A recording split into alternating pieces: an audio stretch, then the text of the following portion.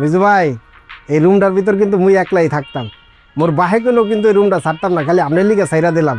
এই জন্য ভাই সারা জীবন আপনার প্রতি কৃতজ্ঞ থাকবে। মিয়া ভাই, আপনি খালি জানডাল হয়ে ভাবির হলে ভিতরে যা থাকবেন, খাট, সোফা, আলনা সব কিছুই আছে, হান্ডি পাতিলও আছে। আপনি খালি ভাবির হলে যাইবেন, ভাবি খালি মজার মজার রানবো, আপনি পার উপরে পাতিলা খালি খাইবেন। চাল ডালও আছে।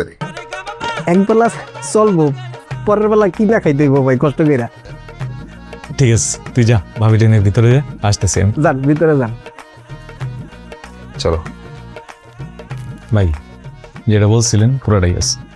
ভাই খালি আপনার লিগে ছাইরা দিলাম ভাই, নিজের গুছানো রুম, আমার দিকে একটু খেয়াল রাখেন। অত টেনশন করেন না, থাকেন। ঠিক আছে বুঝি ভাই।